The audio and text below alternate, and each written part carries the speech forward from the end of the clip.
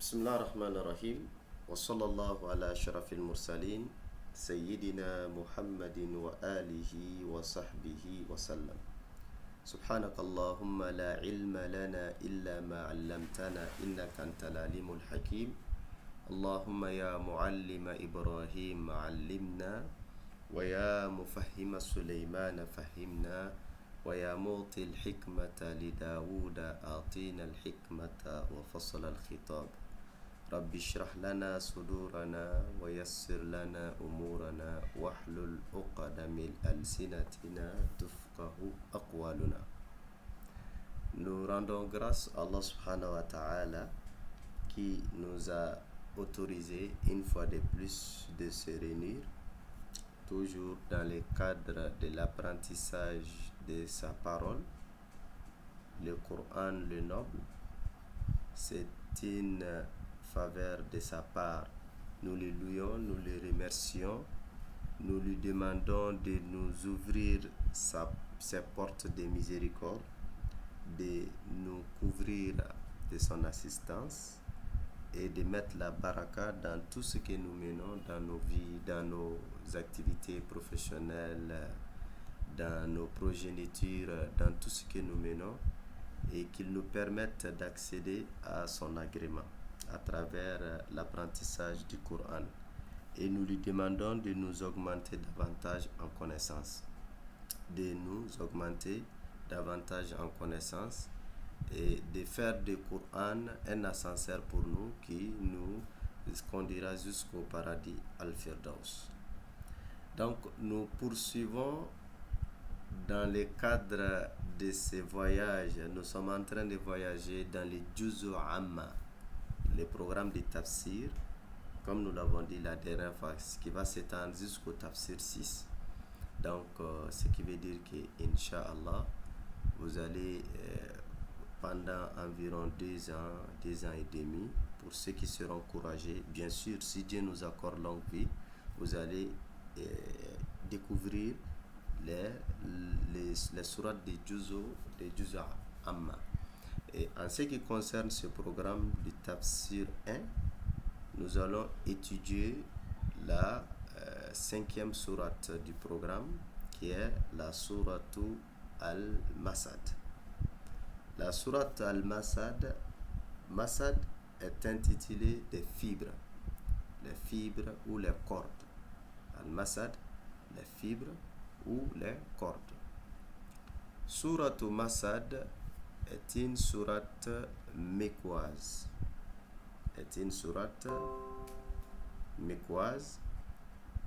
Sourate Masad, elle aurait été révélée en 6e position. Elle serait la 6e sourate révélée, les fibres. Donc, quand on dit c'est une sourate mécoise, vous le savez déjà, le code et la définition, ça veut dire qu'elle a été révélée avant le hijra du prophète sallallahu alayhi wa sallam. Alors, il y a un récit qui la concerne.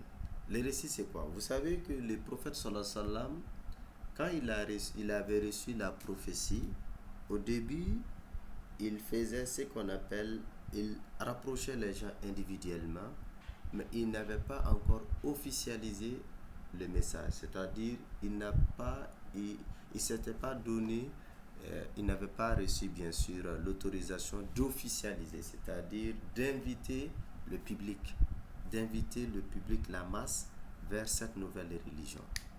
Donc, il est resté en train de quand même appeler les gens de façon individuelle, donc sa connaissance, ses amis, et aussi il poursuivait à appeler les gens.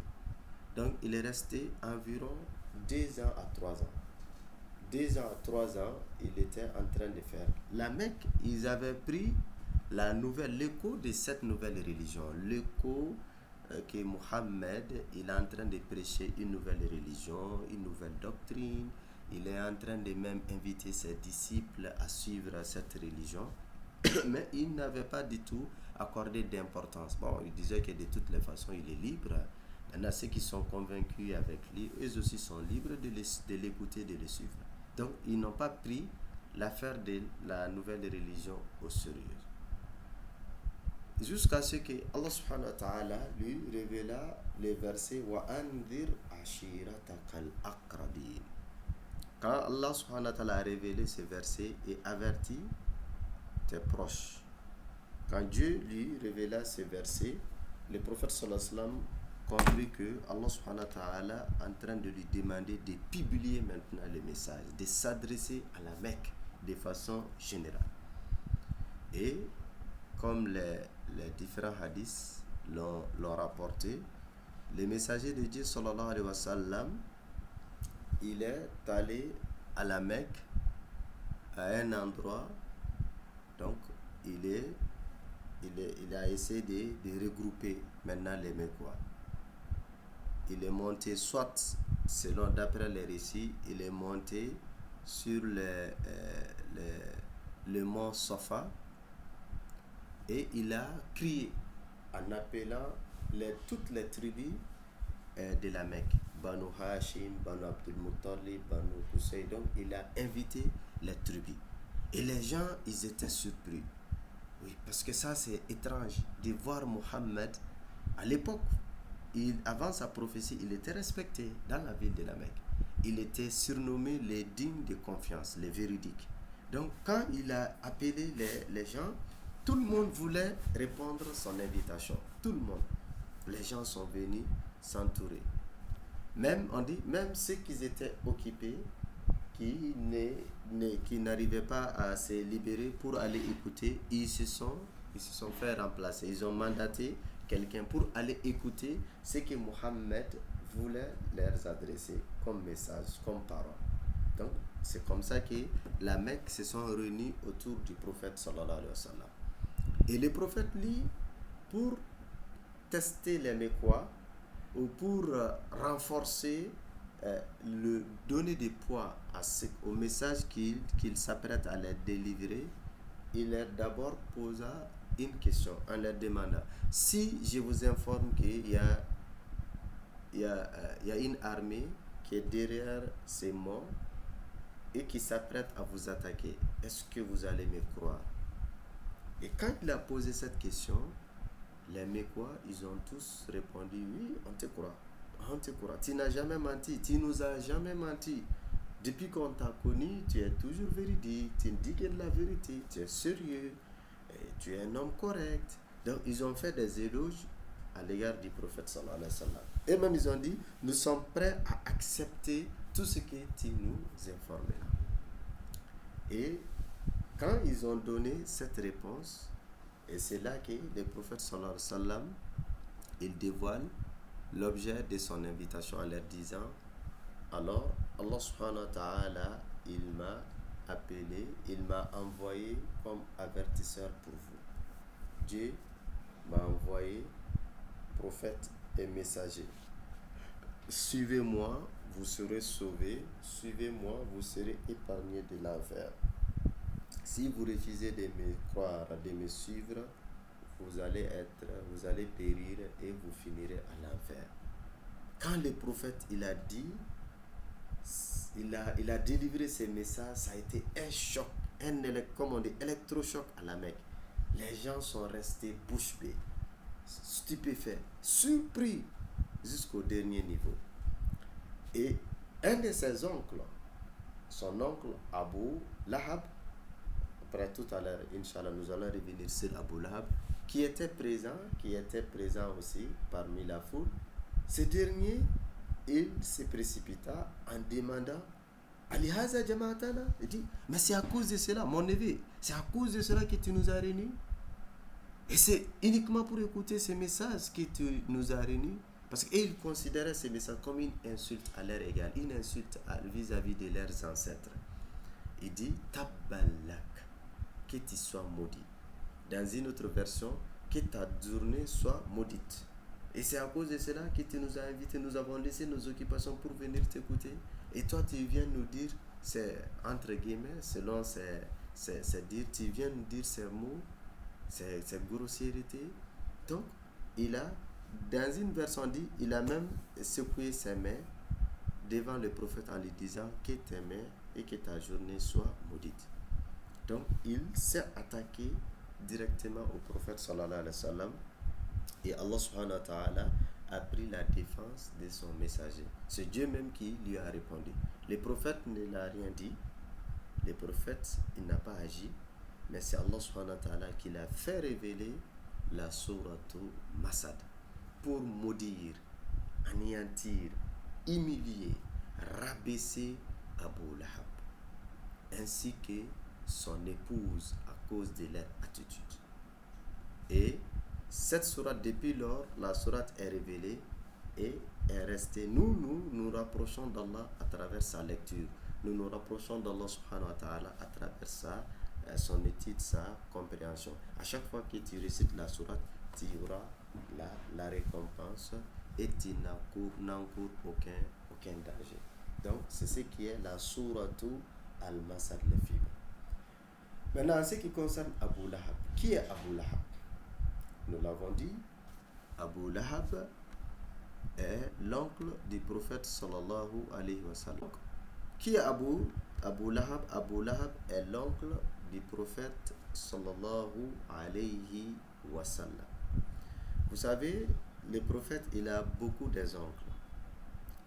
Et parmi ses oncles, il y a 4 oncles qui ont assisté à l'envoi du prophète sallallahu alayhi wa sallam. Quand il a reçu la prophétie, il vivait avec 4 de ses oncles. Malheureusement, il y a 2 de ses oncles qui ont adhéré à sa religion, qui sont devenus musulmans. Il y a 2 autres oncles qui sont restés dans leur mécréance. Son oncle Abu Talib, qu'il a élevé, qu'il a pris soin du prophète depuis qu'il était à l'âge de 6 ans, 8 ans, jusqu'à ce que le prophète il a reçu la révélation, jusqu'à la 10e année presque de la prophétie. C'est l'oncle Abu Talib. Abu Talib a préféré rester dans la religion de ses ancêtres. Il n'a pas voulu suivre son neveu. Mais il a quand même toujours protégé son neveu. Il a pris la défense du prophète. Malgré qu'il ne partageait pas sa religion, il a toujours pris la défense du prophète sallallahu alayhi wa sallam. D'ailleurs, il était l'homme le plus influent à l'époque de la Mecque. Donc, mais malgré son statut de leader, les Quraysh, ils n'ont pas hésité à lui lancer des grossièretés, des sobriquets injuriés, en tout cas à l'attaquer, à l'agresser moralement, car il était en train de prendre la défense de son neveu. Et donc, Abu Talib, le prophète a tout fait pour que ce dernier puisse se convertir en islam, mais il a refusé. Jusqu'à ce que quand il était dans l'agonie, le messager de Dieu sallallahu alayhi wa sallam est allé lui voir en lui demandant: Ya Am, qul la ilaha illallah, dit: oh mon oncle, dis seulement la ilaha illallah. Il faut seulement dire cette forte phrase. Je vais l'utiliser pour intercéder en ta cause les jours derniers. Mais il a refusé. Il a refusé. En mourant, il dit: j'atteste que tu as la meilleure des religions, mais je meurs sur la religion de mes ancêtres. Il est allé en enfer. C'est le père de Ali ibn Abi Talib. Et son second oncle, qui est resté toujours dans la mécréance, c'est Abu Lahab. Abu Lahab est aussi l'oncle du prophète sallallahu alayhi wa sallam. Et les 2 autres oncles qui l'ont côtoyé et qui ont accepté de le suivre, c'est Hamza. Hamza bin Abdul Muttalib. Hamza est l'oncle du prophète. D'ailleurs, Hamza et le prophète, ils ont été tous allaités par Halimatu Sa'diya. Halima a allaité le prophète ainsi que Hamza. Et Al-Abbas, le second oncle, c'est Al-Abbas. Abbas, lui, n'était pas plus âgé que le prophète. Son âge était plus proche de l'âge du prophète. Et il n'y avait pas un grand écart entre le prophète et Al-Abbas. Abbas, il était, à l'époque du prophète, il était parmi ses oncles le plus jeune de ses oncles. Donc, ça, c'est les 4 oncles que le prophète a côtoyés. Et malheureusement, le dit. Maintenant, nous, aujourd'hui, cette sourate nous met en exergue, ou cette sourate même, l'intitulé de la sourate si vous voulez, c'est d'abord l'humiliation d'Abu Lahab et son épouse ainsi que leur devenir. La sourate même, si on peut le résumer, ça c'est son intitulé. C'est une humiliation à l'égard d'Abu Lahab et son épouse ainsi que les sorts malheureux qui les attendent. Allah subhanahu wa ta'ala a explicité ceci dans cette sourate. Suratu Al-Masad. Alors, Abu Lahab, comme le Coran dit, Tabbat yada Abi Lahab. Abu Lahab, son vrai prénom c'est quoi? C'était quoi? Comment il s'est? Abu Lahab est le surnom qui était donné à cet oncle-là. Son vrai nom c'est Abdul Uzza. Abdul Uzza ibn Abdul Muttalib. Abdul Uzza. Uzza était une divinité qui était vénérée à la Mecque, dans l'Arabie de façon générale. Donc, c'est comme il était nommé l'esclave de Uzza. Donc ça fait partie des prénoms interdits en islam. Oui, en islam, il y a des prénoms qui sont interdits. Il y a des prénoms qui sont blâmables. Il y a des prénoms qui sont recommandés. Donc, le prénom Abdul Uzza en islam est interdit, car ça fait allusion à des prénoms des idoles, dans les prénoms donnés par les idoles.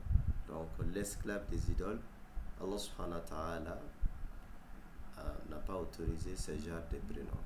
Ce genre de prénoms sont des prénoms qui sont interdits en islam.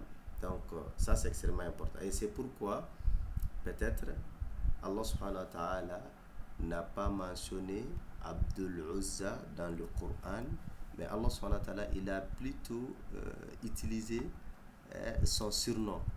Donc Abu Lahab était son surnom. Qu'est-ce que Abu Lahab veut dire? On dit que Abu Lahab, qui est Abdul Uzza, il avait des visages rayonnants. Son visage était rayonnant. C'est-à-dire son visage était rayonnant, ça donnait des éclats. Et son père, maintenant, l'aurait appelé Abu Lahab, comme l'éclat du feu. Donc Lahab se fait. C'est pourquoi vous voyez dans le verset 3, Allah dit Sayasla naran zata lahab. Zata lahab. Dans le verset 3, vous voyez que Abu Lahab, zata lahab. Là-bas, Allah dit qu'il sera brûlé dans un feu plein de flammes, la flamme. Donc, quand vous allumez une flamme, la manière que la flamme brille, donc lui aussi, son visage est un peu rayonnant. Et c'est pourquoi on lui aurait donné le prénom Lahab. Wallahu ta'ala a'lam. Mais dans tous les cas, il était surnommé par Lahab. Et de passage, il est important de signaler en islam, comme je disais tout à l'heure, il y a des prénoms en islam qui sont interdits, c'est-à-dire des prénoms des idoles, des prénoms qui sont connus d'office comme des prénoms des mécréants. C'est interdit à un musulman de donner ça à son fils. Ça, c'est formellement interdit. Ou des prénoms, il y a des prénoms qui sont blâmables, c'est-à-dire des prénoms qui n'ont pas de bon sens. Des prénoms qui n'ont pas de bon sens. Parce que la philosophie islamique, c'est quoi? Le prénom, c'est une forme d'invocation. Quand vous donnez un prénom à votre enfant, c'est comme si vous êtes en train de lui faire des invocations. À chaque fois que l'enfant est appelé par le prénom, c'est comme si c'est une invocation qui est formulée à son égard. Donc c'est pourquoi le prophète nous a toujours recommandé de donner des bons prénoms. D'ailleurs, le prophète lui-même, il a même changé les prénoms de certains de ses compagnons. Parce que en islam, la question du prénom, c'est quelque chose de très capital. Et c'est pourquoi le prophète sallallahu alayhi wa sallam, il a changé les prénoms de certains de ses compagnons. D'ailleurs, même une de ses épouses, par exemple, Barratu, une de ses épouses, avant que le prophète l'épouse, elle s'appelait Barratu. Barratu, c'est la sainte. Un humain ne peut pas être saint. C'est Dieu qui est saint. Donc le prophète sallallahu alayhi wa sallam a changé son prénom à Juwayriyatu. Et il y a un autre compagnon, ce dernier, il avait un prénom qu'on appelle tristesse. Tristesse, chagrin, tristesse. Le prophète a dit, je change ton prénom en facilité. Non, il dit vraiment, messager de Dieu, moi, je vais garder les prénoms que mon père m'a donnés. Le prophète a dit qu'il n'y a pas de problème, tu es libre. Tu es libre de garder le prénom que ton père t'a donné. Mais ton prénom n'a pas de bon sens, quoi. Mais qu'est-ce qui s'est passé? Lui, son petit-fils, Saïd Boun Moussaïb, il a eu tous les problèmes de la vie. Il a vécu dans des difficultés. Jusqu'à ce que son petit-fils a dit, la difficulté de leur famille réside au prénom de leur grand-père. Quand le messager de Dieu a voulu changer son prénom, il a refusé. Et lui, ainsi que ses descendants, ils ont passé toute leur vie dans la difficulté. Et le prophète sallallahu alayhi wa sallam, même pour envoyer des missionnaires, quand il y avait une mission stratégique, un compagnon que le prophète voulait envoyer, il lui demande comment t'appelles-tu? S'il donne son nom, si son nom n'est pas compatible avec la mission, le prophète ne l'envoyait pas. Et c'est pourquoi, lors de la Sulh al-Hudaybiyah, Sulh al-Hudaybiyah a eu la 6e année de l'égide du prophète. La 5e année, vous vous rappelez, quand il y a eu la coalition, tout comme il y a de cela une décennie, il y a la coalition internationale de l'OTAN qui ont détruit la Libye, envahi le Sahel avec le terrorisme. Donc, auparavant, quelques siècles, environ plus de 10 siècles avant, donc il y a eu aussi une coalition des Mecquois, les Juifs, pour venir s'attaquer au prophète à Médine. Donc, mais malheureusement, leur coalition a échoué. Donc, après, quand le messager de Dieu il a voulu faire la Umrah, la visite pieuse à la Mecque, les Quraysh l'ont intercepté, l'ont empêché de rentrer à Hudaybiyah, à un endroit qu'on appelle le Hudaybiyah. Donc, il y a eu quelques délégations pour faire des négociations, quelques envois émissaires pour négocier entre les prophètes et les Mecquois. Mais toutes les tentatives ont échoué. Et lorsque le prophète il a vu venir un nouveau envoyé des Mecquois, mais qui s'appelait Suhail. En le voyant, le prophète il dit que maintenant, la Mecque, ils ont décidé de faire une concession, en tout cas de signer un pacte. Vous trouverez maintenant une porte de sortie. Effectivement, parce que l'expression Suhail veut dire la facilité. L'homme qui était l'envoyé de la Mecque, il s'appelait Suhail, la facilité. Et quand ce dernier est venu, il a pu quand même trouver un compromis avec les prophètes. Ils ont signé ce qu'on appelle le traité de Al-Hudaybiyah, le pacte de Al-Hudaybiyah. Donc, la question des prénoms, c'est quelque chose de capital en islam. On ne doit pas du tout jouer avec les prénoms. Car quand tu donnes un certain prénom à ton enfant, soit tu vas maudire l'enfant tout le temps, ou tu feras des bénédictions à l'enfant tout le temps. Et Abu Lahab, vous voyez, le prénom qu'il avait, ça veut dire que la flamme. On lui a donné le prénom de la flamme parce qu'à cause du rayonnage de son visage, on lui a donné la flamme. Et il a fini par quoi? Il a fini comment? Il a fini dans la flamme. Il a fini dans la flamme. Sayasla naran zata lahab. Il brûlera, il sera brûlé dans un feu plein de flammes. Donc, on doit être extrêmement attentif. Ok? Alors, Abu Lahab, comme on dit, son prénom c'est Abdul Uzza.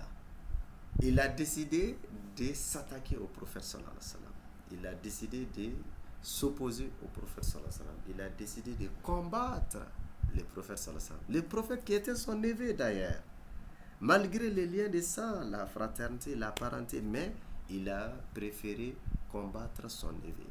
Et Allah subhanahu wa ta'ala, comme étant donné que son neveu est au service du Créateur, et Dieu même a pris la défense, le prophète, lui, s'était même pas mis à les répondre, mais c'est Dieu même qui l'a répondu. Et ce qui est intéressant dans l'histoire d'Abu Lahab, avant la prophétie de Mohammed sallallahu alayhi wa sallam, les deux garçons d'Abu Lahab, ils avaient épousé les deux filles du prophète, notamment Ruqayya et Kulsum. Donc, les deux filles du prophète, Ruqayya et Kulsum, le prophète sallallahu alayhi wa sallam, il a eu 4 filles, n'est-ce pas, 3 garçons. Donc ça c'est le minimum que nous devons tous. D'ailleurs, de passage, je vous invite le Rahiq al-Maktoum. C'est un livre facile, accessible pour les francophones, le Nectar cacheté. C'est un livre qui fait le résumé de la biographie du prophète. Donc je vous invite tous et à vous procurer de ces livres-là. Même vous tapez sur le net, donc vous trouverez. Donc ça vous donne quand même une idée. Rahiq al-Makhtoum. Le livre s'appelle Rahiq Makhtoum, le nectar cacheté. Rahiq, ça résume un peu la biographie du prophète, en tout cas quelques lignes, qui est accessible, traduit même en français. Donc, les deux garçons, Abu Lahab, il a exigé à ses deux fils de répudier les deux filles du prophète. Et les deux ont répudié. Vous voyez la haine, la rage que Abu Lahab portait à l'égard du messager de Dieu sallallahu alayhi wa sallam. Jusqu'à ce que les filles, ces belles filles, qui sont ces petites filles, mais malgré, il a quand même décidé de couper le pont intégralement avec le messager de Dieu sallallahu alayhi wa sallam. Et malheureusement, l'un de ces deux garçons est allé loin. Non seulement il a répudié la fille du prophète, mais il a insulté le prophète. Et le prophète l'a maudit. Le prophète dit qu'il soit dévoré par les loups. Effectivement. Et quand le messager de Dieu a fait cette formule, Abu Lahab, il a pris ça au sérieux. Il dit que là, si Mohammed, s'il dit quelque chose, ça va se réaliser. Et lors d'une caravane, il a demandé à ce que des gardes puissent prendre soin de son fils. Et en nuit, dans le désert, pendant qu'il était au milieu des gardes endormis, donc les loups l'ont pris, ils l'ont dévoré. Donc et c'est comme ça que ce dernier est décédé.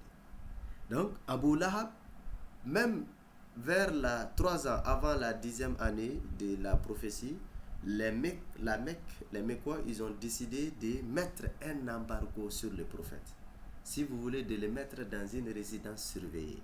Ce qu'aujourd'hui on appelle les résidences surveillées. Ou si vous voulez, des embargos économiques. La Mecque, ils ont fait des embargos économiques sur le prophète ainsi que sur sa tribu. Et les Banu Hashim, il y avait parmi de la tribu du prophète qui n'étaient pas même des musulmans. Ils n'étaient pas des musulmans, ils étaient des polythéistes, mais à cause du lien du sang, ils ont décidé quand même de prendre la défense du prophète.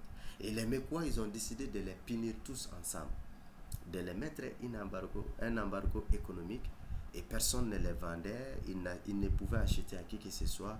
Ils sont allés se retrancher dans une vallée.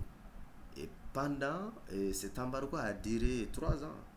3 ans. Bon, vous voyez que si souvent quand on décrète des embargos illégaux, injustes, contre un pays, contre une nation, c'est pas quelque chose de nouveauté. Les mécréants, c'est l'arme des mécréants depuis la nuit des temps. Et pendant ce temps-là, les Banu Hashim, ils ont beaucoup souffert. Les prophètes ainsi que les croyants qui étaient avec eux, avec lui. Ils ont souffert. Et Abu Lahab, il a dit aux Mecquois qu'il coupe le pont avec sa tribu. Il coupe le pont avec sa famille, avec ses frères, avec ses soeurs. Il a préféré se désolidariser. Il a rejoint les camps des Mecquois.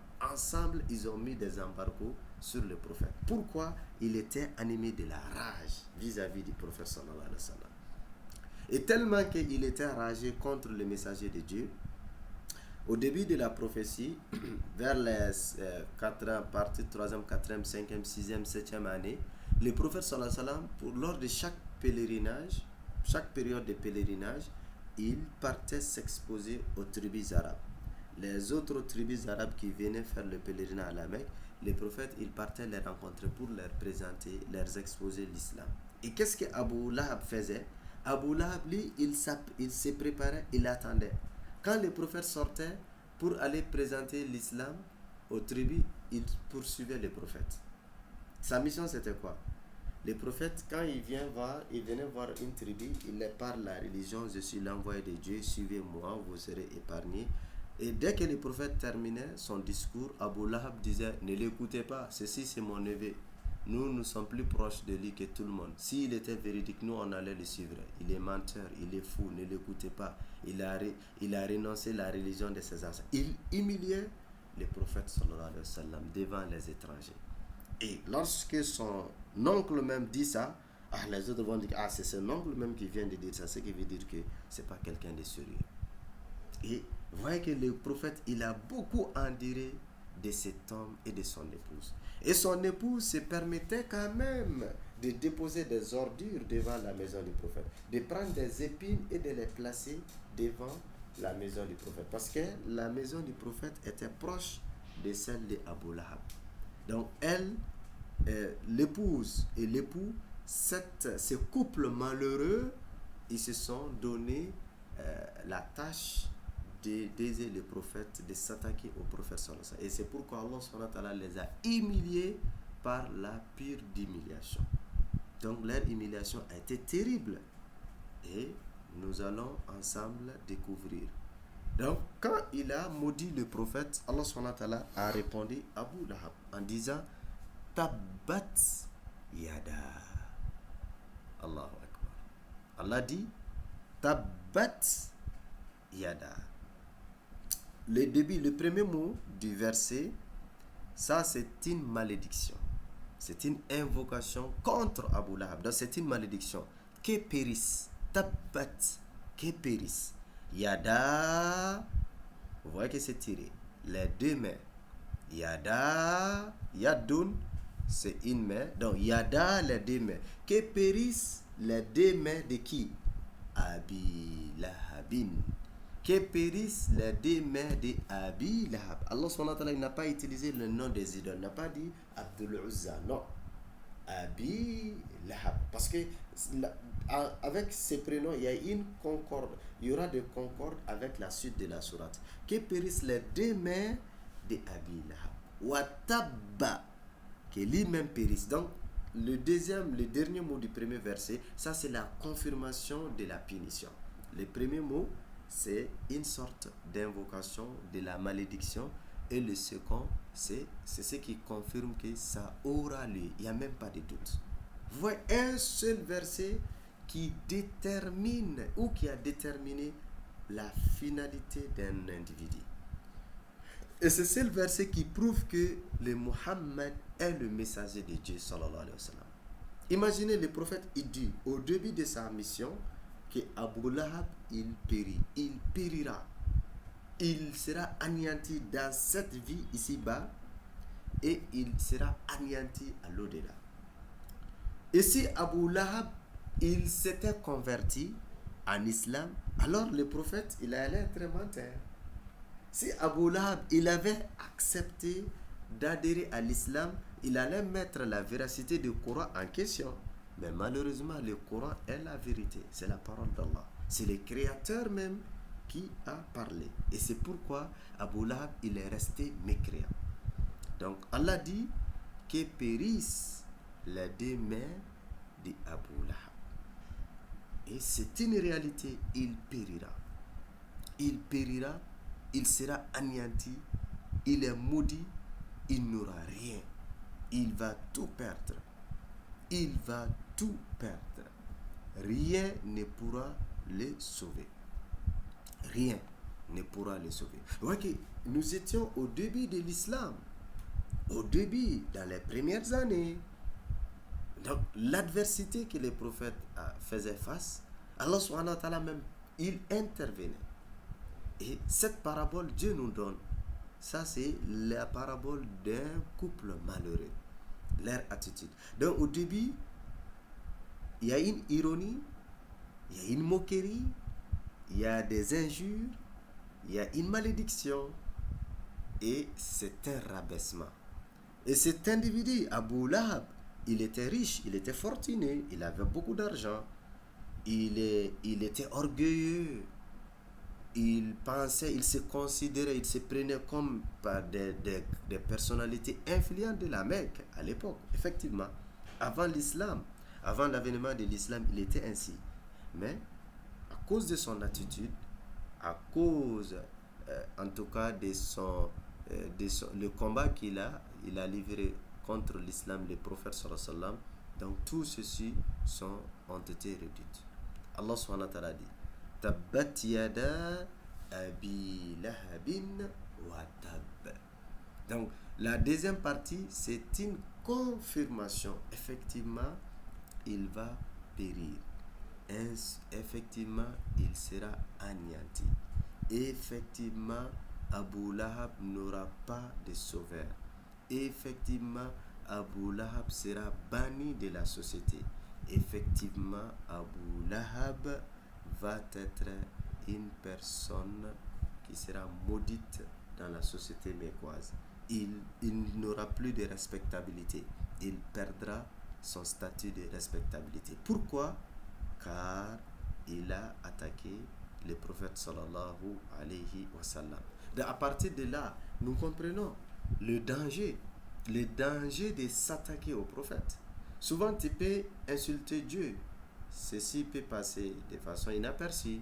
Dieu peut t'accorder un second temps. Mais quand tu essayeras de s'attaquer au prophète Mohammed, c'est fini pour toi. C'est fini pour toi. Et nous, c'est vrai que nous n'avons pas participé, nous n'avons pas assisté à la révélation de Surat Al-Masad. Nous n'avons pas vu Abu Lahab. Mais actuellement, de notre époque, nous avons vu quelqu'un qui s'était comporté comme Abu Lahab. Et tout le monde est témoin de l'humiliation que cet homme a fait l'objet. Un président de la République qui s'était permis de s'attaquer à la personnalité du prophète Mohammed, qui a ordonné de mettre la caricature du prophète dans les bâtiments publics. Et nous avons été tous des témoins oculaires, les types d'humiliation que cet individu est en train de subir. Et il subira beaucoup d'autres humiliations avant l'humiliation du jour de la résurrection. Donc, la personnalité du prophète sallallahu alayhi wa sallam est une personnalité sacrée. Et c'est pourquoi les principes de l'islam sont clairs. Toute personne qui blasphème le prophète, c'est la peine de mort. La personne doit être décapitée. Si effectivement les principes de l'islam sont appliqués, sont en vigueur, si la justice est en train de travailler avec les principes de l'islam, c'est la peine de mort. Quelqu'un qui fait des blasphèmes vis-à-vis du prophète. C'est pourquoi en islam, on ne peut pas caricaturer. On ne peut pas, on n'a pas cette autorisation. C'est interdit, formellement interdit. Et ce dernier pensait qu'il est le président, il fait ce qu'il veut, personne ne peut l'interpeller, mais Allah subhanahu wa ta'ala est là. Et comme nous allons étudier avant la fin des séances, une suratu al-Kawthar. Là-bas, les détracteurs du prophète, Dieu les a répondus, tout comme il a répondu ici, Abu Lahab. Regardez, malgré les liens de sang entre les prophètes et Abu Lahab, malgré que Abu Lahab est l'oncle du prophète, ça c'est lien de sang. Mais il n'y a pas une question de lien de sang, hein. Il faut respecter. Et quand il a manqué de respect à l'égard du messager, c'est fini pour lui. Donc le fait de dire au prophète, et c'est à cause de cela que tu nous as dit, que tu sois maudit, c'est fini pour lui. Donc Allah dit, Abu Lahab, que périssent les deux mains de Abu Lahab, que lui-même qu'il périsse. Donc ça veut dire que ce qui a été formulé au début, c'est pas une simple invocation, c'est une malédiction de la part d'Allah et qui va se réaliser. C'est comme Dieu dit, on lui annonce, Abu Lahab, tu vas périr, tu vas être anéanti, tu serviras de mauvais exemples, tu seras indexé de malheurs dans la société mécoise et c'est fini pour toi. Il n'y a pas de récupération. Quel malheur on annonce à un homme qu'il est anéanti, qu'il périra et qu'il sera détruit. Voyez la charge, la portée de ce malheur. Et c'est ce que Abu Lahab il a fait l'objet. À cause de quoi? À cause de son attitude. À cause de quoi? À cause de son comportement. À cause de ce quoi? À cause de son ignorance. À cause de ce quoi? À cause de son orgueil et de sa mauvaise conduite vis-à-vis du messager de Dieu sallallahu alayhi wa sallam.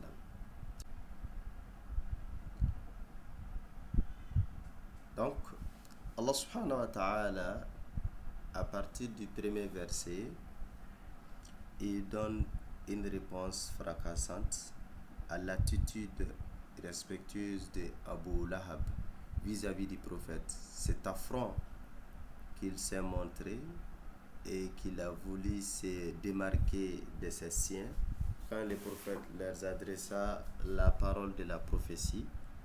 Donc l'audace qu'il a exprimée maintenant a été répondue par la brutalité conformément maintenant au degré maintenant de son comportement. Et Allah dit Tabbat yada abi lahabin wa tab. Donc ça c'est la malédiction totale. que périssent les deux mains d'Abu Lahab, que lui-même périsse. Donc, que périssent les deux mains d'Abu Lahab, Allah subhanahu wa ta'ala dit, qu'il soit péri. Rien pour lui ne sera utile. Il ne sera d'aucune utilité. C'est fini pour lui. Et c'est confirmé. Wataba, c'est confirmé. Ça va se réaliser. Il n'y a même pas de doute. Ça se réalisera. Mais en plus, Allah dit, aucune de sa fortune ne lui sera utile.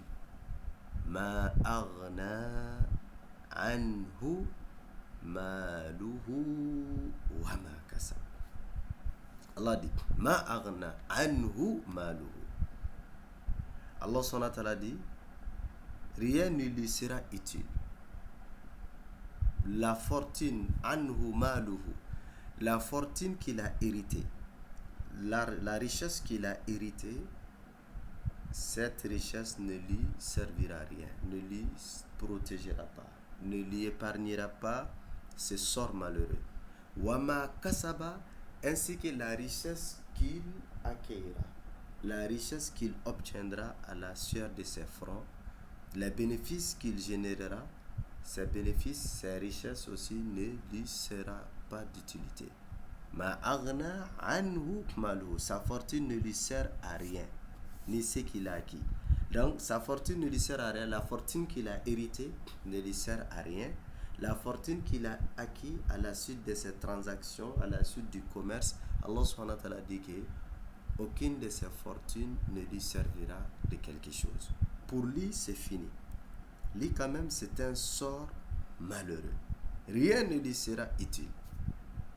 Sa richesse ne lui servira à rien, que ce soit la richesse qu'il a héritée de sa famille, de ses parents, ou la richesse que lui-même il a acquis à travers ses transactions, à travers les commerces, à travers les affaires qu'il est en train de mener. Allah dit, pour Abu Lahab, pour lui quand même c'est fini. Tout est fini. Lui-même c'est anéanti, sa richesse sera anéantie, tout va être anéanti. Et sa richesse ne pourra pas du tout lui sauver. Sa richesse ne lui représentera aucune autre utilité. C'est fini pour lui. Donc, ma aghna anhu malu wa ma kasab. Et ce qui est encore grave et plus moquant vis-à-vis de lui, et qui est très dur à écouter pour lui quand même, qui est très choquant, c'est le verset 3. Allah dit sayasla. Allah subhanahu wa ta'ala, il lui annonce sa fin, comment il finira, sa finalité. Dieu lui révèle sa finalité. Il est en vie, hein? Il est en train de vivre, mais Allah subhanahu wa ta'ala, il lui annonce sa finalité, et cette finalité lui sera rappelée continuellement autant qu'il a vécu à la Mecque. Tout le temps, les hommes, les femmes, les enfants lui récitaient ce verset. Allah dit sayasla naran dhata lahab. Il sera brûlé. Sayasla, il sera brûlé. Il sera brûlé où? Naran, dans un feu plein de flammes. Dhata lahab. Allahu Akbar.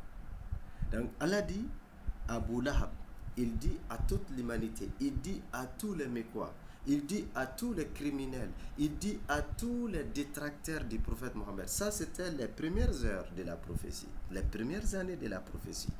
Et quelqu'un, un homme qui ose défier la vérité, quand le prophète il a annoncé la vérité, un homme qui ose défier cette vérité, un homme qui ose ridiculiser cette vérité, un homme qui ose diminuer la valeur de cette vérité. Et Allah subhanahu wa ta'ala s'est mis en colère. Ça, c'est quel affront, c'est quelle insolence. C'est pourquoi Dieu lui a répondu avec la fermeté. Et cette fermeté est réservée à tous ceux qui emboîteront les pas de Abu Lahab. Allah dit sayasla naran dhata lahab. Le jour de la résurrection, le jour où les hommes vont être ressuscités, les jours de regroupement, ce jour-là, Abu Lahab, il va être brûlé. Allahu Akbar. Il va être brûlé dans un feu qui est vif. Ce n'est pas un feu qui est au point d'être atténué. Ce n'est pas un feu qui va s'éteindre. Et ce n'est pas un feu qui s'éteindra. Non. Allah dit, ce n'est pas un feu qui s'éteindra. C'est un feu qui est toujours alimenté. Naran dhata lahab. Plein de flammes. Donc ça veut dire que le feu dans lequel Abu Lahab va être brûlé, ce feu est déjà alimenté. Il est alimenté au dernier niveau. Il y a la flamme, ça dégage la flamme. Et quand un feu dégage la flamme, ce qui veut dire que le feu est vif. Et c'est ce que Allah subhanahu wa ta'ala nous laisse comprendre ici. Et les hadiths l'ont dit. Le feu, l'ensemble des choses de salaire du monde, que ce soit le feu, le volcan, les carburants, l'électricité, tout ceci réuni représente les 1/70 de l'enfer. Tout ceci représente les 1/70 de l'enfer. Les 1/70 de l'enfer qui est présent dans cette vie comme étant source de chaleur. Et les jours derniers, tous ceux-ci vont rejoindre l'enfer. Et c'est pourquoi on ne peut pas supporter l'enfer. Actuellement, pendant la période de canicule, qui peut supporter le soleil? Personne. Quand il y a le feu, qui peut supporter la chaleur du feu? Personne. Qui peut déposer son pied pendant 1 minute sur une braise? Personne. Et le feu de l'enfer est encore 70 fois plus puissant que le feu que nous connaissons. Et Allah dit, Abu Lahab, il finira dans ce feu-là. Il va être brûlé dans ce feu. Donc vous voyez le chagrin qu'Abu Lahab peut ressentir en écoutant ceci. L'humiliation qu'il a fait l'objet en l'écoutant ceci. Mais qui a provoqué ces humiliations? C'est lui-même. Qui a provoqué ces chagrins? C'est Abu Lahab lui-même. Car c'est lui qui a essayé d'insulter, de manquer de respect vis-à-vis du prophète sallallahu alayhi wa sallam. Donc, si le problème c'était à ce niveau, on pouvait comprendre. Mais Allah subhanahu wa ta'ala, il nous décrit. C'est comme Dieu Dieu a projeté le film avant la réalisation même. Avant ce que cet homme ainsi que sa famille sont capables de faire, Allah subhanahu wa ta'ala nous a révélé ça. Au début de la révélation, Allah dit, ce n'est pas tout. Wamra'atuhu. Abu Lahab ne sera pas le seul à être brûlé, ne sera pas le seul à être anéanti, à périr, à maudire. Donc malgré son orgueil, malgré son statut, malgré sa suprématie, malgré son influence, Allah dit que c'est fini pour lui. Donc ça, c'était une humiliation à son égard, un rabaissement pour lui. Et en plus, Allah continue et dit, Wamra'atuhu. Allahu Akbar. Wamra'atuhu hammalat al-hatab. Allah dit, de même, sa femme aussi va être brûlée dans le feu plein de flammes. Et qui est sa femme? Sa femme, elle est surnommée de Ummu Jamil. Son surnom c'était Ummu al-Jamil. Ummu Jamil est le surnom de l'épouse de Abu Lahab.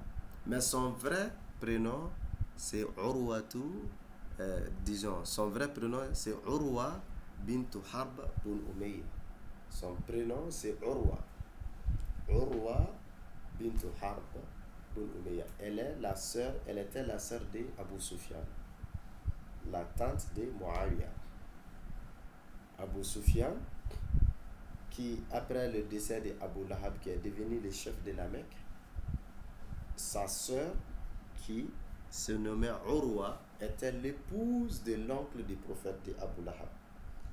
Elle, à l'époque, elle était une grande dame de la Mecque. Elle était très respectée. Elle avait une grande influence dans la Mecque. Sa beauté, sa suprématie, son honneur, son clan. Donc elle aussi, elle était très orgueilleuse.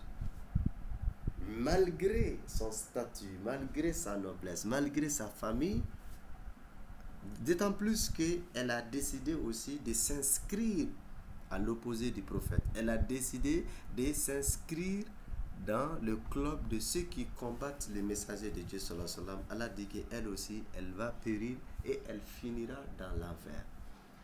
Et regardez comment Dieu l'a humiliée. Allah dit وَامْرَأَتُهُ حَمَّالَةَ الْحَطَبِ. Allah dit que la porteuse de bois, Hammala. Vous voyez qu'il y a un shadda sur le mime. Tout à l'heure, dans la lecture, on vous a demandé de bien shiddater. Parce que quand vous ne shiddatez pas, ça va diminuer la portée du mot. Hammalat al-hatab. Dans l'expression Hammalat al-hatab, Allah subhanahu wa ta'ala dit, elle, la porteuse, ça peut être interprété, le verset peut être interprété comme la porteuse de bois. Donc, ce qui veut dire, tout le temps, elle transportait des épines. Elle déposait des épines, elle jetait des épines sur la route du prophète, devant la maison du prophète, pour causer des préjudices aux messagers de Dieu. Donc tout le temps, elle le fait. C'est-à-dire, elle était engagée de telle sorte qu'il n'y avait pas de repos chez elle. Il n'y avait pas de repos, il n'y avait pas de fatigue, non. Tout le temps, elle était prête à nuire, à faire nuire, à causer des préjudices au prophète sallallahu alayhi wa sallam. Donc, Hammalat al-Hatab. Donc, elle était engagée dans sa haine, dans la rage envers le prophète sallallahu alayhi wa sallam. Elle était engagée dans le combat contre l'islam, contre le prophète sallallahu alayhi wa sallam. Ou Hammalat al-Hatab, elle transportait tout le temps des bois, où il s'agit des plantes épineuses qu'elle déposait sur la route du prophète devant sa maison. Donc Allah subhanahu wa ta'ala dit que ça c'était la pratique de cette mauvaise femme. Hammalat al-hatab. Donc vous voyez ici, à partir de là, nous voyons l'impact de la mauvaise compagnie. En islam, les prophètes nous recommandent toujours de bien choisir son compagnon. Il faut bien choisir son compagnon. Il faut tout faire pour éviter la mauvaise compagnie. Car le compagnon, il influencera toujours son compagnon. Quand il y a une mauvaise compagnie, cette mauvaise compagnie t'influencera. Et d'ailleurs, c'est pourquoi le messager de Dieu sallallahu alayhi wa sallam, il a dit, l'exemple de celui qui a un bon compagnon, c'est comme le vendeur du parfum. Le vendeur du parfum, l'ami, quand ton compagnon, le bon compagnon, le prophète sallallahu alayhi wa sallam dit que son exemple, c'est comme celui qui est ami du vendeur du parfum. Donc tu vas sentir des bonnes odeurs, ou tu achèteras en tout cas quelques parfums, ou du moins quand même, tu vas soit tu achètes ou il t'en fait des cadeaux, ou tu sentiras quand même des bonnes odeurs. Ça, quand tu es l'ami du vendeur du parfum. Mais par contre, le prophète sallallahu alayhi wa sallam nous dit, quand ton ami est tu es l'ami d'un forgeron ou quelqu'un qui joue avec des forges, le prophète sallallahu alayhi wa sallam a dit, tu vas sentir des mauvaises odeurs. Oui, c'est une réalité. Tu sentiras des mauvaises odeurs. Tu vas sentir des mauvaises odeurs. Des odeurs qui sont désagréables. Ou des braises de feu qui te brûleront ou brûleront ton vêtement. Donc, si ton ami, tu côtoies un forgeron qui travaille dans sa forge, tu vas sentir des mauvaises odeurs là-bas étant assis, ou tu vas être brûlé, ton vêtement va être brûlé de toutes les façons. Donc, c'est pourquoi il est vraiment important de faire extrêmement attention, de ne pas prendre des mauvaises compagnies. De faire extrêmement attention pour ne pas avoir des mauvaises compagnies. Le prophète sallallahu alayhi wa sallam nous a demandé de faire extrêmement attention. Donc, vous voyez que l'homme, il est destiné où? À l'enfer. Son épouse aussi est destinée à l'enfer. Donc les deux, c'était un couple malheureux. C'est l'exemple typique du couple malheureux qui est là, qui est représenté, malheureusement. Allah dit, وَامْرَأَتُهُ, de même que sa femme. Hammalat al-hatab, la porteuse de bois, qui transportait tout le temps des plantes épineuses, qui déposait ces plantes épineuses devant la maison du prophète sallallahu alayhi wa sallam. Hammalat al-hatab, qui était engagée dans sa lutte contre le prophète sallallahu alayhi wa sallam. Depuis le début, elle a mené une bataille féroce, sans relâche, sans repos, contre le prophète sallallahu alayhi wa sallam. Partout, elle entendait le prophète Mohammed, elle s'attaquait à l'honneur du prophète. Elle s'attaquait physiquement, verbalement. Donc, elle a tout fait pour s'attaquer au prophète sallallahu alayhi wa sallam. Donc, Allah subhanahu wa ta'ala savait que c'est ça, c'est ce qui représente elle.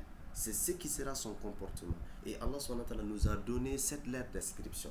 Et malheureusement, les deux, ils se sont comportés comme le Coran l'a dit. Ils se sont inscrits dans la haine, dans l'opposition contre le prophète sallallahu alayhi wa sallam, et ils ont mal fini, ils ont mal terminé. Et ça prouve que le prophète Mohammed, il était en réalité le messager de Dieu. Parce que s'il n'était pas le messager, il ne saurait prédire l'avenir. Il ne saurait dire quelque chose qui se confirmera. Et lorsque ces deux, ils avaient adhéré à l'islam, ceci allait démentir la véracité du Coran et de la prophétie de Mohammed. Mais comme le prophète il est véridique, le Coran est la vérité, les deux, ils sont restés ainsi. Et c'est pourquoi Allah dit, la femme va être brûlée avec son mari. Quelle mauvaise compagnie. Les deux, ils étaient des ennemis du prophète. Ils s'encourageaient mutuellement dans l'animosité, dans la haine, dans l'adversité envers le messager de Dieu. Et les deux ont fini dans l'enfer. Qu'Allah subhanahu wa ta'ala nous en préserve. Et c'est pourquoi Allah conclut, en concluant la surah, il dit Fi jidiha hablum min masad. Allah subhanahu wa ta'ala, en décrivant cette dame, cette mauvaise femme, ce mauvais compagnon, Allah dit à son cou, hablun, une corde sera attachée, ou une chaîne va être fixée, min masad, une chaîne de fibres, une corde de fibres. Soit quelle corde? La corde qu'elle était habituée à attacher les plantes épineuses afin de pouvoir les transporter et de les jeter devant la maison du prophète, ou elle va être enchaînée pour l'humilier par les chaînes de l'enfer, les jours de la résurrection. Vous voyez que là, Allah subhanahu wa ta'ala a rabaissé l'orgueil de cette dame, la grandeur de cette dame. Dieu a terni. Allah subhanahu wa ta'ala l'a rabaissé en un seul coup. Allah subhanahu wa ta'ala l'a humilié. Et quand vous regardez, vous faites l'étude, la mélodie, l'étude, si on peut s'exprimer ainsi, musicale du Coran, de ces versets, ça sort des vrais vers poétiques. Et c'est pourquoi, à l'époque, les Arabes, pour humilier quelqu'un, rabaisser quelqu'un, s'attaquer à l'honneur de quelqu'un, ils s'en servaient de la poésie pour s'attaquer à leurs ennemis, pour rabaisser leurs ennemis, pour détruire leurs ennemis. Et Jamil pensait que le prophète sallallahu alayhi wa sallam, il a utilisé des vers poétiques pour l'humilier, pour s'attaquer à son honneur. Elle aussi, elle dit que moi je suis aussi une grande poète. Elle aussi, elle a décidé de s'attaquer au prophète sallallahu alayhi wa sallam de sa poésie. Mais malheureusement, le prophète, il n'était pas poète. Il n'a jamais maîtrisé la poésie. C'était la parole du créateur d'Allah subhanahu wa ta'ala. Et Allah subhanahu wa ta'ala a humilié la dame. Et on nous raconte dans les hadiths, un jour, Jamil a voulu s'attaquer au prophète. Elle a voulu agresser les prophètes. Elle a ramassé des cailloux. Elle est allée à la Kaaba. Ce jour-là, le prophète, il était en compagnie d'Abu Bakr Siddiq. Les deux étaient assis autour de la Kaaba. Et la dame, elle est venue, elle a dit à Abu Bakr, ton ami m'a insulté à travers un vers poétique. Il m'a humilié. Je jure, quand je le vois, je vais lui frapper, je vais lui jeter de ses cailloux. Le prophète, il était à côté d'Abu Bakr. Mais Allah subhanahu wa ta'ala a voilé le prophète. La dame n'a pas vu le prophète. Elle n'a pas pu observer le messager de Dieu sallallahu alayhi wa sallam. Et elle a échangé avec Abu Bakr. Elle était furieuse, colérique. Ensuite, elle est retournée. Et quand elle est retournée, Abu Bakr, Siddiq alayhi salatu wassalam, a demandé le messager, a dit, mais elle t'a pas vu? Le prophète a dit non. Il y a un ange qui est venu me couvrir. Allah subhanahu wa ta'ala n'a pas voulu qu'elle me voie aujourd'hui. Donc, elle était arrêtée à côté du prophète sallallahu alayhi wa sallam pendant qu'elle cherchait le prophète. Elle voulait agresser le prophète sallallahu alayhi wa sallam. Elle était capable de le faire. Et ces jours-là, Allah subhanahu wa ta'ala a protégé son messager. Dieu a couvert le prophète d'un voile que la dame n'a pas pu observer. Donc, Allah subhanahu wa ta'ala nous donne la fin malheureuse de cette famille.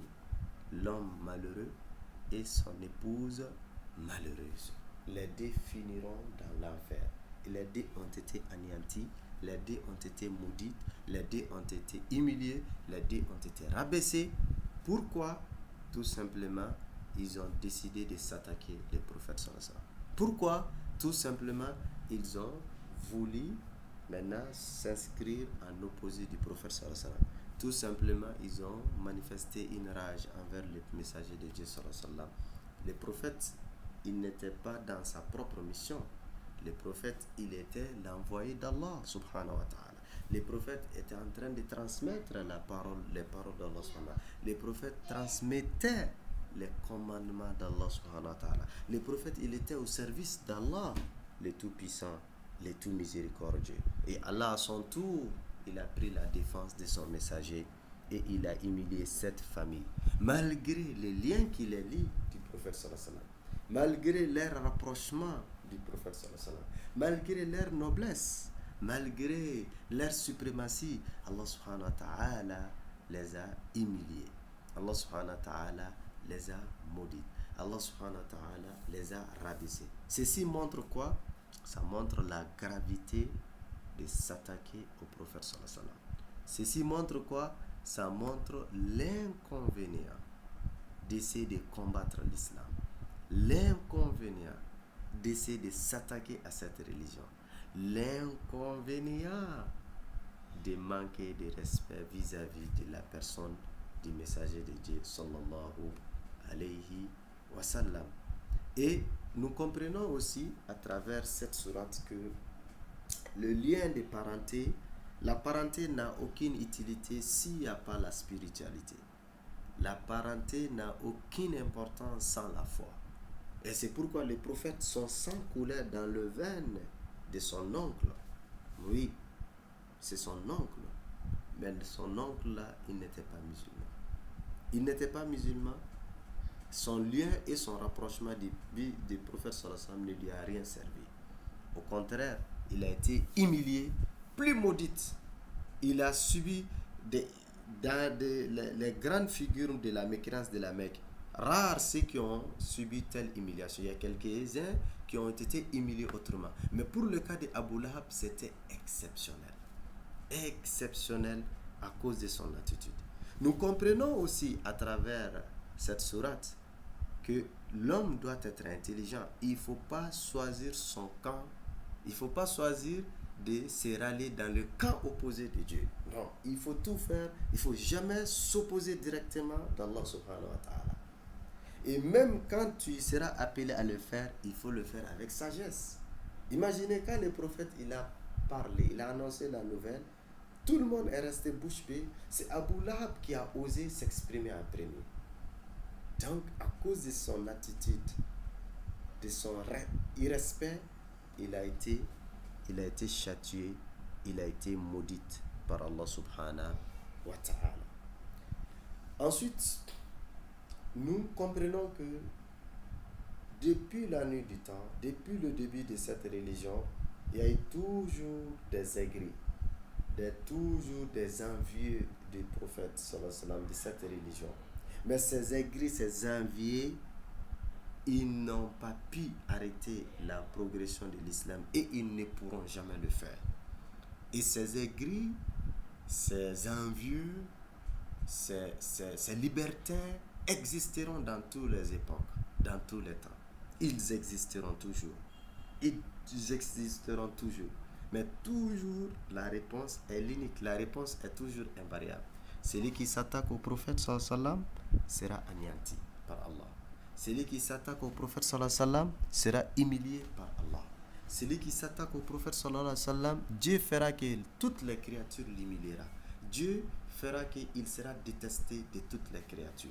Comme nous voyons le président de la République qui a décidé de s'attaquer à la personne du prophète. Et après, il a été giflé, il a été humilié et il a tous les problèmes et il aura toujours des problèmes jusqu'à la fin de son séjour terrestre. Et la sourate nous prouve que l'islam face à la vérité ne recule devant rien. La vérité ne recule pas. Non, pas question de reculer. La vérité ne recule pas. Et la vérité ne se plie devant qui que ce soit. Ne se plie à aucune loi, devant aucune puissance. Car c'est Dieu qui est la vérité. Et c'est la vérité qui triomphera. Le mensonge est toujours appelé à disparaître. Et ça nous montre aussi la grandeur et la place du prophète sallallahu alayhi wa sallam.